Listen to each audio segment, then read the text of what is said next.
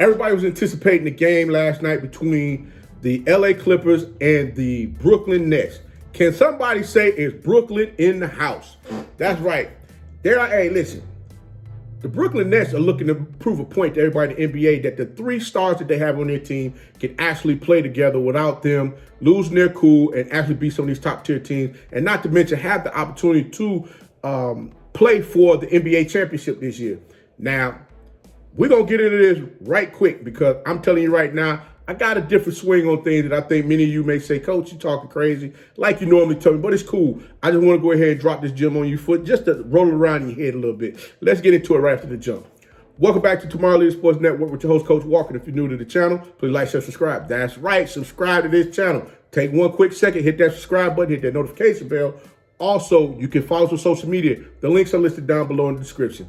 Guys, this game definitely, at first I was saying that this game was like a heavyweight fight. And then when I sat back and thought about it, I said, nah, I'm going to go with a middleweight fight because the simple fact is the Clippers have been on the road with 4 or 5 games now.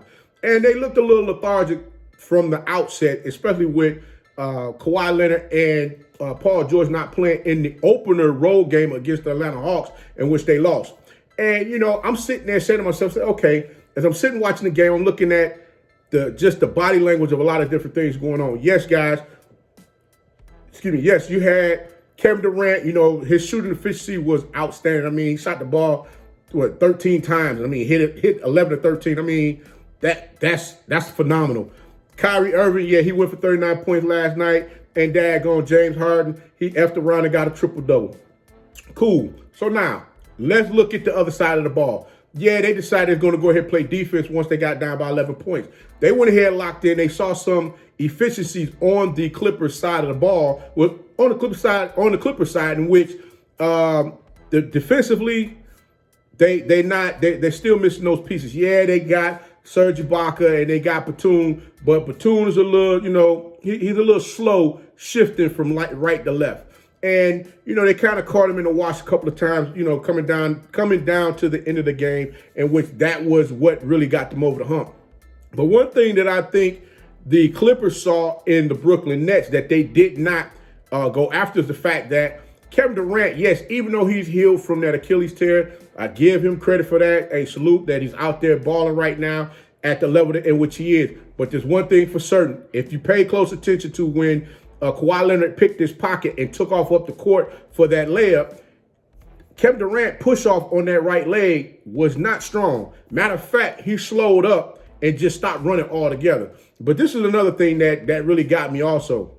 With all of this talking about how the Clippers were getting everything together from the standpoint of defensively getting out there playing ball, you still got beat on the boards. How in the world did you get beat on the boards by a team that went small? I mean, literally, you had a point guard that should be a two guard that plays like he's a point guard, but really is a two guard. And then you got Kevin Durant out there and the other two bearing the misfits that they just threw out there, Green, and I forgot who the other guy's name was. But yes, they beat them on the boards by 4 rebounds. It was 44 to 39, 5 rebounds. Now, if you sit back and look at the score of the game, that right there lets you know those defensive rebounds that the Brooklyn Nets were able to get, they took shots away from the LA Clippers. Now, Paul George, yeah, he was upset the fact that him and Reggie Jackson both, they only shot one free throw. Each one of them shot one free throw last night. But this is the thing, this is what really got me the most. The problem was the Clippers were looking to get bailed out on shots that they missed. Kawhi Leonard throwing his hands up in the air, in which, you know, he tried to body up James Harden, in which James Harden wasn't having it. For all of you out there saying, hey, James Harden, he's fat. He's out here out of shape. He's not ready to play ball and shit. Guess what, guys? I guess him being in the gym, he looking a little more toned up last night. I guess him, you know, cutting back on them steaks and staying out the strip clubs, you know, as much as he was before the season, kind of helped him get himself back in shape a little bit more. But guys, this what's really going to get them over the top, which is Brooklyn, is if they can get that one magical piece, that's somebody to go really bang them boards for. Because think about it, if they had a center out there that could spread that floor and shoot that 3 ball, along with the 3 of them, I promise you, there's nowhere in the world anybody's going to be able to run with them. That's going to be a 150 point game easily. You talking about all-star scores. If you ain't coming out there to play no ball, they're going to run you off the court. But right now, I'll be totally honest with you, if, I know you probably gonna get mad because I'm gonna say this about your favorite team. I'm sure a lot of you out there like the Brooklyn Nets. But yes, they are your all-world YMCA LA Fitness championship basketball team right now. That's correct. I said it. And guess what, guys? When you lose games to the Atlanta Hawks and other teams, you lost to the Atlanta Hawks and you lost to the Cleveland Cavaliers twice. So that lets me know right there, if you got somebody that's gonna bang them boards in the manner in which they should, the Nets is gonna be out of gas. And the thing is, the Clippers let go a lot of pieces that they should have let go, which was people that was going to bang the board. Yeah, Serge Ibaka, he's going to give you so much. And the other guy, he's only going to give you, the original center, he's only going to give you a little bit here and there. But like I said, he doesn't space the floor. And when Serge, especially with Serge, if Serge is not hitting them shots, man, it's game over. Everybody's going to run up and down the court because Serge is slow too. So you remember, Serge and daggone James Harden and Kevin Durant, they all play together, so they know what Serge's tendencies is, and one of his tendencies is he gets lazy during the game if he's not engaged. And they took advantage of that as well, and that's why his behind ended up on the bench. But guys, I'm going to tell you right now, you guys better watch out because, and then, like I said, this game was close. It was close. And in typical LA Clippers fashion, they always want the referees to bail them out. And it just didn't happen. But I'm going to give the Nets credit tonight because they took the opportunity to go ahead and hunker down on defense, and they brought that W on home. But you know what?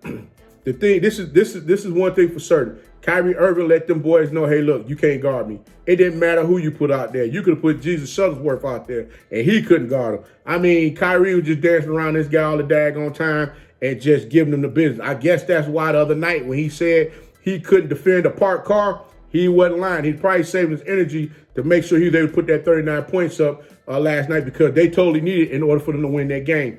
But you got to understand one thing. The Nets might be on to something. Giannis, you better be on the lookout, buddy, because they coming. I haven't seen the Nets and the Sixers play yet. That's going to be an interesting game because guess what? The Sixers actually have some bigs that can go ahead and play in the middle and score as well. Not to mention they have they have the power forward that can bang and body up Kevin Durant, depending upon if he plays the 3 or the 4. So we're going to see who's going to become the beast of the East this season. I'm hoping that Giannis is able to get him another piece to run along with him because I know some of you may say I'm crazy, but I honestly feel Giannis need to be the second or the third option right now until he gets his jumper in order, because right now just shooting threes and trying to take the ball to the rack, that's not getting it, because right now they're building a wall up to keep him from getting there, and guess what? He's getting that whistle blown against him for them fouls. But until next time, guys, if you like the content, please like, share, subscribe. Also, you can follow us on social media. The links are listed down below. Don't forget, guys, like these videos, share these videos. Hey, did you click that subscribe button? Click that subscribe button right now. And remember, guys, like I said, you can follow us on social media. And remember, be that one and lead.